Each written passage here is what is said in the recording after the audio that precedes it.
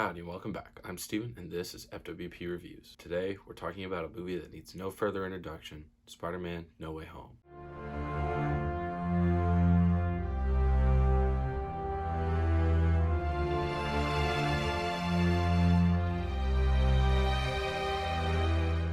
Spider-Man: No Way Home is the culmination of the first Tom Holland MCU Spider-Man trilogy that we have received. 20 years of legacy featuring many villains that have come and gone throughout the franchise's history. 20 years of history all coming together, sort of building up this incredible story featuring villains past and present, and featuring obviously the great Tom Holland, Zendaya, and so on and so forth. This movie has a lot of hype built around it, and I will comfortably say that it has lived up to the hype, and it is definitely one of the best movies of the year. Without further ado, let's get into my spoiler review for Spider-Man: No Way Home.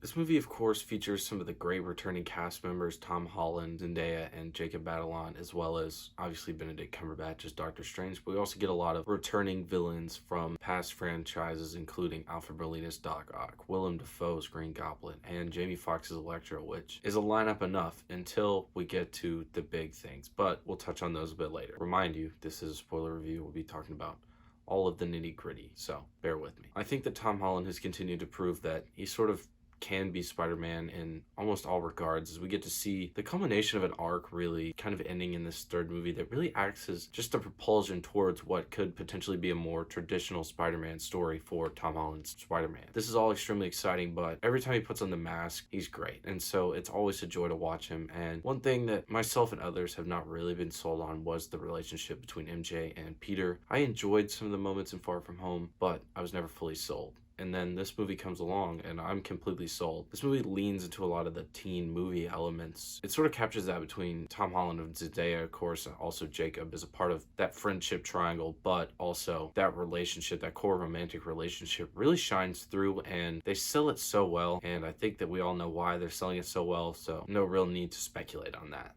And of course, a lot of the returning cast is incredible. I mean, one thing I noticed when I, of course, went through and rewatched all the Spider-Man movies leading up to this is that I really had never realized how great Willem Dafoe was. As far as it goes, I mean, he is the first ever Spider-Man villain we got to see in the big screen, and he's incredible in that movie, despite some smaller qualms I have with the original movie as a whole. Willem Dafoe shines through as this sort of timeless beacon, and I was excited to see what they did with him, and it was great to see that he really was the flagship of the returning villains. Willem Dafoe's Green Goblin, of course, delivers some incredible bangers before absolutely punching everybody in the gut when, spoilers, kills Aunt May, which took me out on another level. Seeing kind of just the vile villainy of the Green Goblin side of Norman Osborn just rips you to shreds, and seeing that unfold in an entirely different universe and break you down even more, of course, seeing it play out in this story than it ever did in the original. It shows just how much dedication they had to bring these characters back, but making them valuable and not being like a, haha, look, we got the villains back.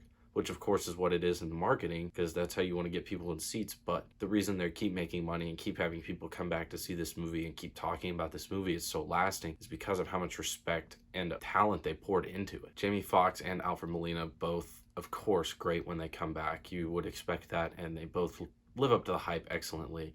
They took a little bit of a smaller role than you would say that Willem Dafoe did, but I think they did just as good for what they were given. I'm sort of glad they decided to go with Willem Dafoe's Goblin as sort of the flagship. It works well for the movie. Benedict Cumberbatch is another returning cast member, and I think we're going to get to see a lot more of him in his solo movies, so him not being as strong as some of the other people that brought their absolute A-plus game, best performances ever in a Spider-Man movie, it was forgivable. No Spider-Man No Way Home review would be complete without talking about a couple people in particular. I don't want anybody to have this ruined for them if you haven't already seen it, so haven't seen the movie, go away. As many of you know, Andrew Garfield and Toby Mcguire have returned. Now, several years under their belts later, multiple different acting gigs, they come back and they step into their roles perfectly. Toby Mcguire is excellent. He sort of brings that wisdom and age to the character in a way it doesn't feel like it's plaguing him. It feels like he's more learned a lot. And then we get that same sort of age and wisdom with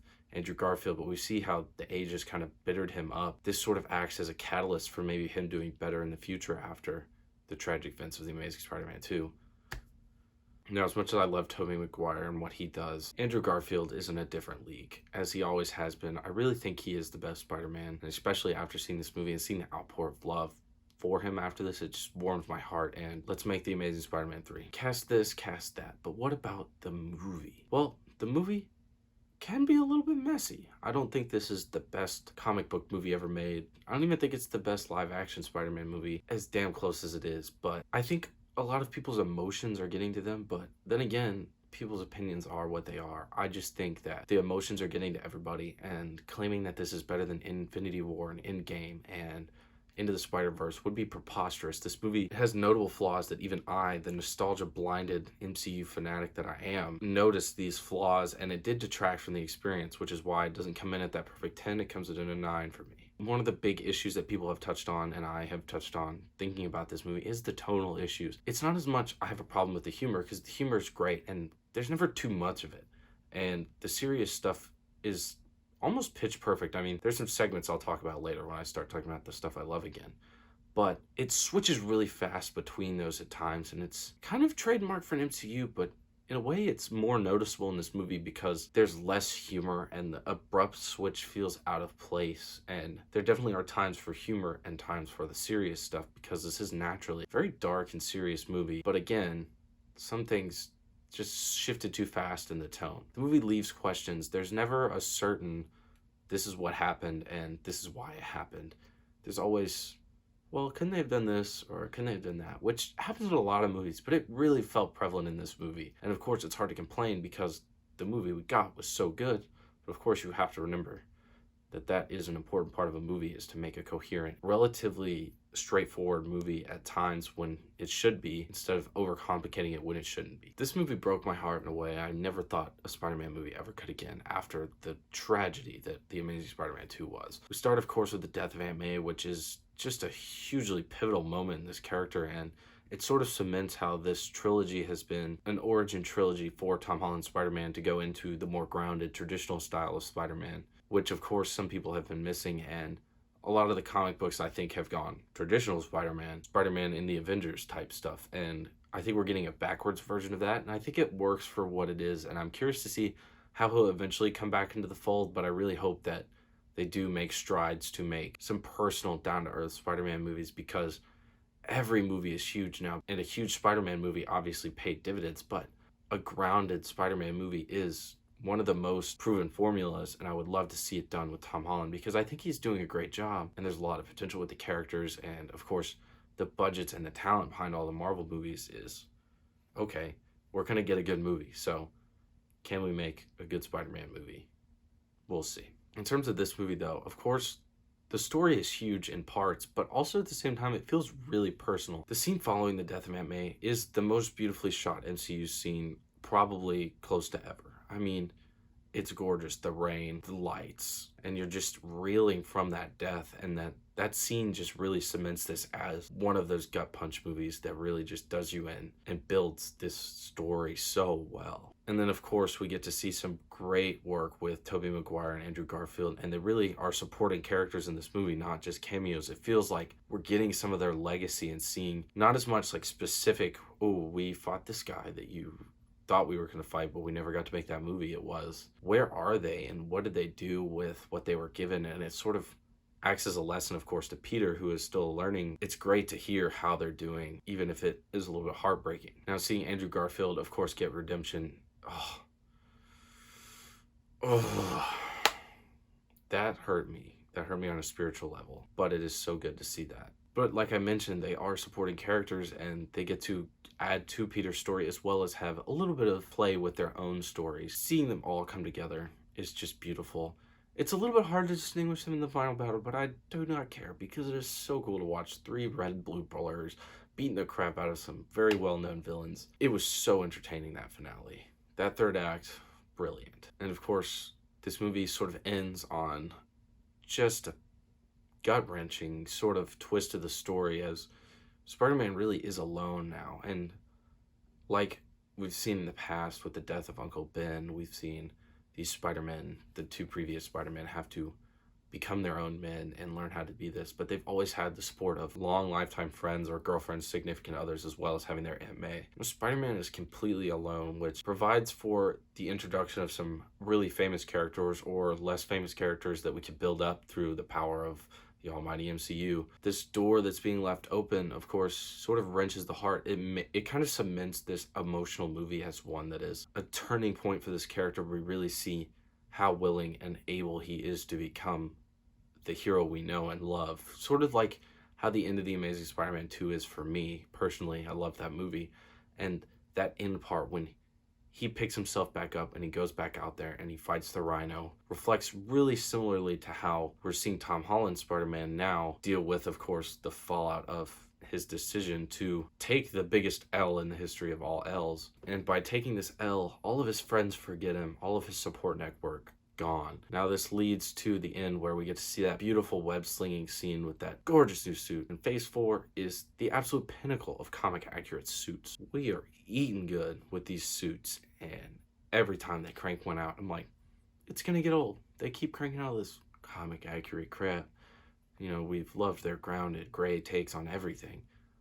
Every time it comes out, it gets better and better. I mean, and that's Spider-Man suit, man. We're going to be eating good in Spider-Man 4, which there's so many different sentences, this, that, and the other, but how much would this make? If they didn't make Spider-Man 4, I'll eat my shoe, and you can quote me on that. Final notes I want to touch on for this movie, of course, are we already talked about that beautiful scene following the death of Aunt May, but there was also a lot of other great camera work, and the visuals were decent enough. There was definitely spotty elements, but nothing that was glaringly bad, like Oscar nominee shortlist for visual effects Black Widow, which looks trash. Oh my, infuriated. Another video. The music was great, and it's kind of crazy that John Watts is the first director to get to finish his trilogy. It worked out because as much as the first two were a little bit divisive, I think that almost everybody that is a Spider-Man fan has fallen in love with this movie, and it really is a love letter to Spider-Man fans everywhere. And it's so fun to be a part of this experience and be alongside it with all of you. Let's hope Spider-Man 4, grounded take, be good. We'll get an Amazing Spider-Man 3, a Spider-Man 4 Toby universe. I'll take whatever we can get at this point, because if we're getting a Morbius movie, surely they can give us a good Spider-Man movie. If we have to suffer through another weird Sony solo villain movie without some serious satisfaction or payoff, I don't know what I'll do. With that, guys, let's get this video wrapped up. Talked a lot about how much I love this movie, and there's so many things I've probably forgotten. Actually didn't write a script for this video. I just sat down and talked about it, which is how much I had to talk about. And as soon as I stop filming, I'm gonna have forgot something, but I made the video how it is. This will probably be the actual last video to be uploaded this year. It's been a crazy year. I appreciate the support so much.